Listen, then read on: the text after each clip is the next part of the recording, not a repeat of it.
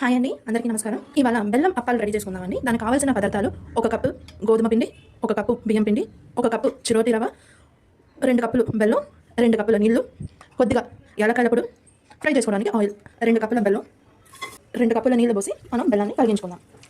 ఇప్పుడు మనం ఒక బౌల్లో మనం పెట్టుకున్న 1 కప్పు చిరోటి రవ్వ, 1 కప్పు గోధుమ పిండి, 1 కప్పు బియ్యం పిండి వేసుకుని అన్నీ కలిసేలాగా బాగా కలుపుకోవాలండి. ఇప్పుడు ఇందులో బెల్లం కరుగుతుందండి. ఇప్పుడు ఇందులోనే మనం కొద్దిగా యాలకుల పొడి కూడా యాడ్ చేసుకుందాం. ఇలా బెల్లం కరిగాక ఒక బాయిల్ రావాలండి. బెల్లం పాకో రావాల్సిందేం అక్కర్లేదు.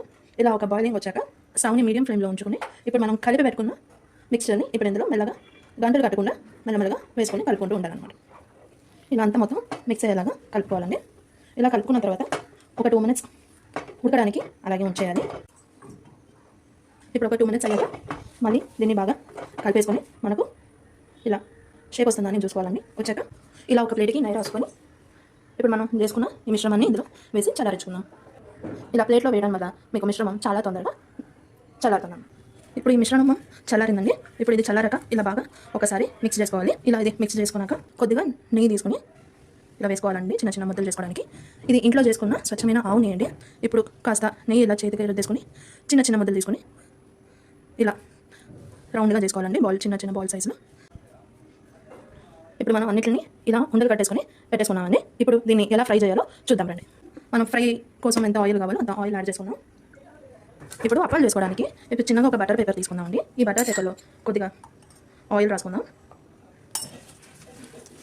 ఆయిల్ రాసుకొని మనం ఉండలు చేసి పెట్టుకున్నాం కదా, అది ఇందులో పెట్టి లైట్గా ప్రెస్ చేసుకుందాం. మరీ తిన్నగా కాకుండా మరీ తిక్కగా కాకుండా ఒక మీడియం సైజులో మనం దీన్ని ప్రెస్ చేసుకోవాలండి బాగా. సో చూడండి, ఈ థిక్నెస్లో మీరు అప్పాలు చేసుకోవాలండి. ఇప్పుడు ఈ థిక్నెస్లో అయ్యాక మనం ఆయిల్లో వేసుకున్నాం. ఇప్పుడు ఆయిల్ బాగా వేడైందండి. ఇప్పుడు మనం వేసుకున్న అప్పాలు ఇప్పుడు ఇందులో మెల్లగా వేసుకున్నాం. అది బాగా గోల్డెన్ బ్రౌన్ అయ్యేంత వరకు మనం ఫ్రై చేసుకోవాలండి. సేమ్ మీకు ఒక థిక్నెస్ చూపెట్టాను కదండి, అదే థిక్నెస్లో మళ్ళీ ప్రెస్ చేసుకుని మీరు ఆయిల్లో వదిలేయచ్చు.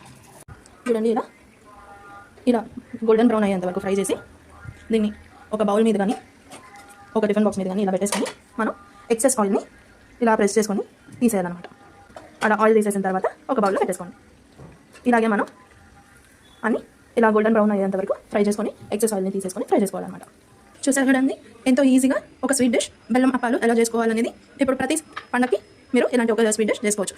బయట క్రిస్పీగా గోల్డెన్ బ్రౌన్ కలర్లో, లోపల సాఫ్ట్గా చాలా బాగుంటుందండి. మీరు ట్రై చేయండి. టేస్ట్ ఎలా వచ్చిందనేది కమెంట్లో చెప్పండి. Thank you.